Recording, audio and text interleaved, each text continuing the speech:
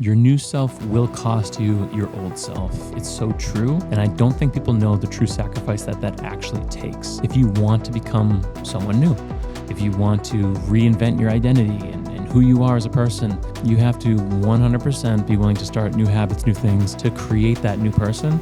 And you can't do that without losing the baggage along the way. To do the Ironman, to do some of the stuff that I wanted to do, like I really wasn't happy with myself. Prior to that, I knew I had to make a ton of lifestyle changes that were really, really hard for me. And in doing that and getting rid of some old bad habits, creating some new ones, that was all just part of the process of creating the new person that I wanted to become. So if you do have this goal of being something, you can do it. You just have to lose that person that you are at the moment.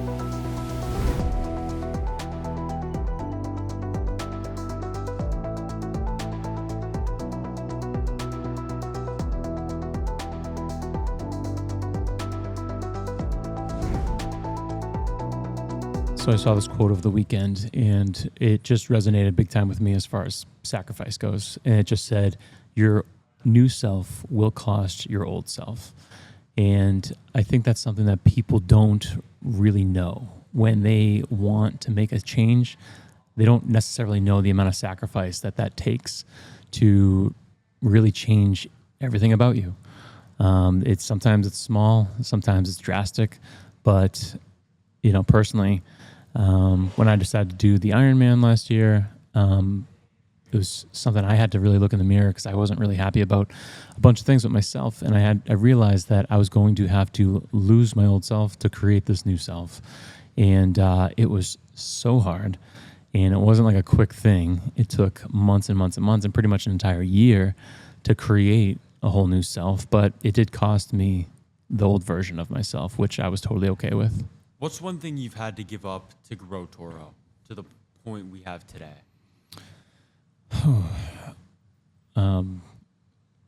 One thing I had to give up to get Toro where it is today is being essentially the bottleneck of the business and wanting to get my hands on everything. And that is so hard for a true entrepreneur to, naturally they just want to touch everything, be part of everything, and put their spin on everything, which was me. But the delegation and kind of the ability to assign people to stuff was massive, and me stepping back, which was so hard.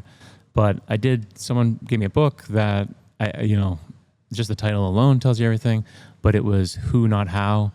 And I always tried to just know how to do something, where I would YouTube it, learn it, try it, mess with it, and then I would know how to do it. But to scale, you really just should know who can do the task. So as we started hiring, as we started putting people in certain departments, I had to step back and just be like, who can do this, not how can I personally do this? What's one thing as a leader that you used to do that you stopped doing?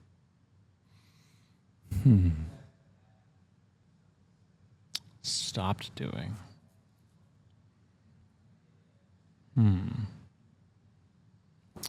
That's a really interesting question.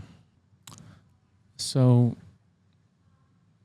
I think anyone that's in a leadership role needs to give their employees, their team, their family, their kids, their anything, the ability to do things on their own, succeed on their own, and fail on their own. And that's something that, over the course of my career, anything with being a parent, anything like that, I've realized that I have to be okay with watching things not go really well. And I could see maybe something up ahead that I can tell it's not going to maybe go the right way, but I have to be okay with watching it so people can truly learn. And that's really hard to do. That is so hard to do as, managing anyone, but also kids. And it kind of goes hand in hand with watching someone fall on their face and just being okay with it because they're going to learn from that. It's really, really difficult, but there's been a lot of things here where, I'll assign a task knowing it's going to be like a C+ or a B- instead of an A. But it's going to be the right steps forward for that person to watch them grow into be able to creating all A+. So that's something that I've really stopped doing a lot of things to make people grow around me and not necessarily refine my own craft, which is very hard to do. I like that. Kind of staying on the topic of sacrifice. What's the sacrifice that you made that nobody sees but changed everything?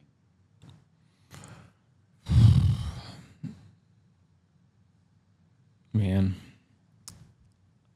there was a lot of them. There was a lot of sacrifices early on that no one knew about, but I would stay up all night, like literally the entire night, to do things to propel a project forward or to get ahead or any of that stuff. I was always such a night owl that I did some of my best work at night, that I really worked kind of two shifts. I worked, a traditional kind of 9 to 5. I'd go home and eat and all that. And then when it was, Netflix time and all that stuff, I would go right back to the desk and work from, say, 8, 9 p.m. to maybe like 2 or 3 a.m., sometimes even later, that I would do kind of two shifts. So that's something that I did that for years. And it was something that's not healthy, but still, to get ahead, right? We all got the same 24 hours. I needed more time. So that was something early on that I sacrificed sleep, health, and a few other things. That was not ideal, but I did early on. Would you say that building a successful business is worth the personal cost that you have to pay? Yeah. I think building any business or building anything you want is worth the sacrifice. It's just, you're going to pay for it either way. Like, you're going to pay for it whether you have regret later on and like, shit, I really should have kind of dug in deeper early on. Or if you make those sacrifices, you can you pay for it in losing certain experiences maybe early on, but then you're rewarded later on. So you pay for it either way. But I would rather, put in the time necessary. And I think I did in my 20s to then reap some benefits in my 30s that I wanted. But, that's something I would tell anyone to kind of dig in to what they actually want and decide whether you want to pay for it later on and regret, or if you want to put in the extra time now and get the thing that you actually want. But hey, pay for it either way. I know something that's huge here at Toro is the culture. We still have fun. There's got to be a great culture, and it translates over to business. What do you think is the most underrated trait of a great company culture? I think great company culture starts with knowing there has to be interaction within the organization between people.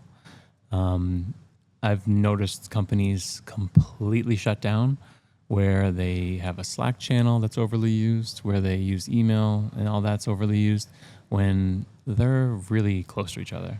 That I think here, we, as much as we use Slack and all the other things for speed and tracking, really, the culture side of it starts when you stand up and you go have the conversations with your peers and talk about the things that you're passionate about that aren't work related. Because I know when some of the team comes in early in the morning, there's going to be a half-hour discussion about some Netflix show that I know nothing about, but it gets them vibing, it gets them on the same page to then have a nice productive day after that. But it's important to not turn into robots here. It's important that we really thrive around some of the personal touch in an organization. Gonna stay on that topic in a way and ask you this question. Is it harder to build a strong team or keep it strong? Is it harder to build a strong team or keep it strong? Wow, that's really tough. I think it's harder to build a strong team because, it's so tough to find the right DNA and the right people to kind of mesh. Because the second you introduce someone new to any situation, it's the same thing with sports, as company, and all that stuff, is that there's different personalities that can and will most likely clash. It's a numbers game. So it was cool. You know, me and Pat early on, two of us, you know, baseball, college baseball guys, love sports, all this stuff. We love working hard, that we just meshed, knew that. But then, you know, as we kind of kept adding more and more people to it, we had to be really careful of the selection. And more so over the years, if someone didn't fit right away, we had to release them right away to not have this ripple effect throughout the team that was negative. So it's really hard to find, I think, the right people that you can grow around and that have the same priorities and same beliefs. And once you have that, it's easier to kind of keep, as long as people are happy and that you don't introduce new elements that are super negative. So good question, but yeah, it's been hard to kind of keep adding the right people as we go. Okay. How do you personally spot when somebody's not a culture fit early on?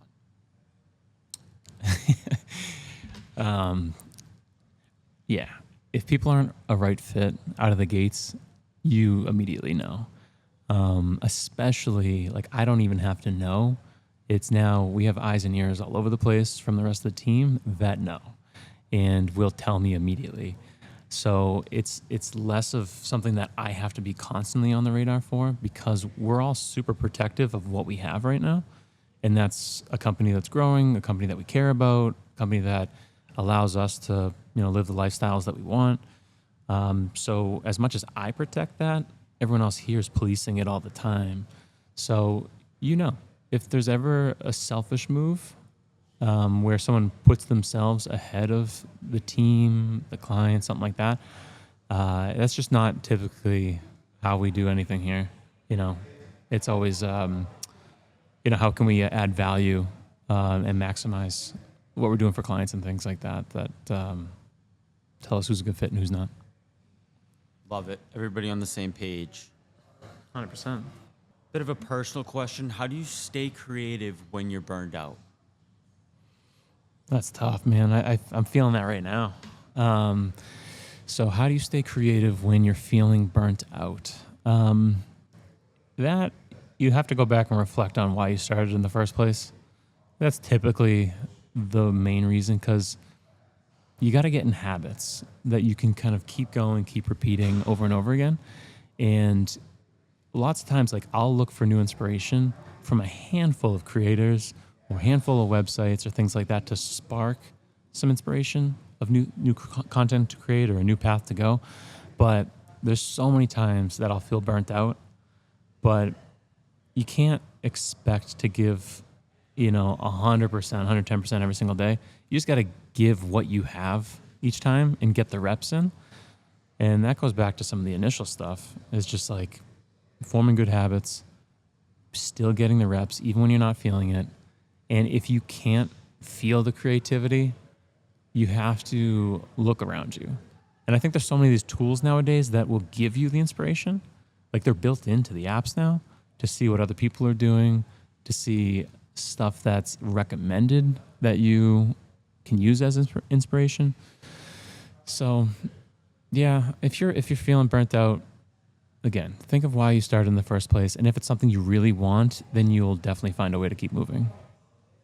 I love that. Reminds me of the quote, like, do it for your 16-year-old self. Do it for the reason you started. Yes. That's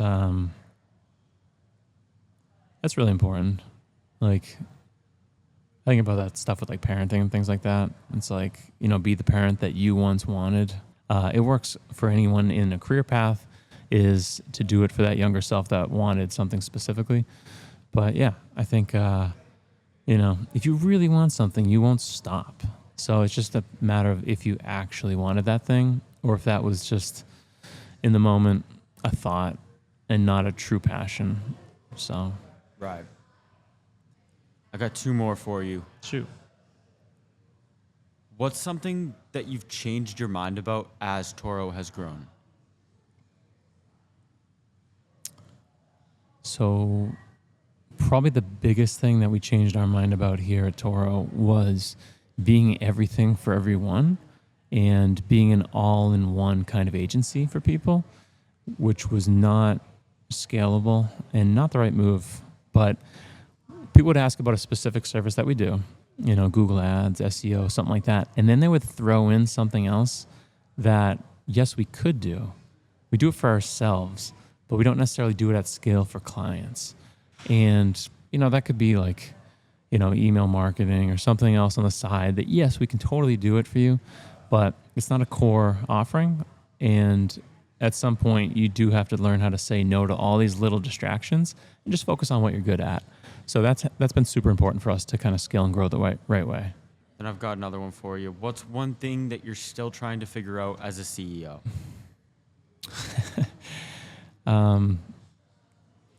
Yeah. So as a CEO, like you're always trying to think of, the next 10 steps ahead. And it's really hard to see that in the landscape right now of AI and all these other things. So right now, I'm just trying to see what our next step is, because to project out 5-10 years from now is crazy because it's just evolving almost daily at this point. So that is probably the biggest challenge right now, is to forecast something in the future that we really don't know where it's totally going, and how that influences us from an employee standpoint, our job responsibilities and our job descriptions, and really how to be more productive with some of these tools. It's very hard to forecast all of it. So right now we're taking it kind of day by day, while I'm also trying to kind of stay in the know and test all the new tools, so that as things change, we are the thought leaders on the topic and not playing catch up. So I'm just going to consolidate this first answer a little bit. Your new self will cost you your old self. And I love that because it's so true. And I don't think people know the true sacrifice that actually takes. That if you want to become someone new, if you want to reinvent your identity and who you are as a person, you can't just do that and keep the old you. That's something that you have to 100% be willing to start new habits, new things, new whatever, to create that new person. And you can't do that without losing the baggage along the way. So for me personally, like to do the Ironman, to do some of the stuff that I wanted to do, like I really wasn't happy with myself. Prior to that, I knew I had to make a ton of lifestyle changes that were really, really hard for me.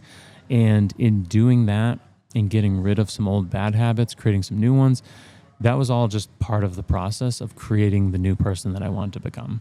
So if you do have this goal of being something, you can do it. You just have to lose that person that you are at the moment.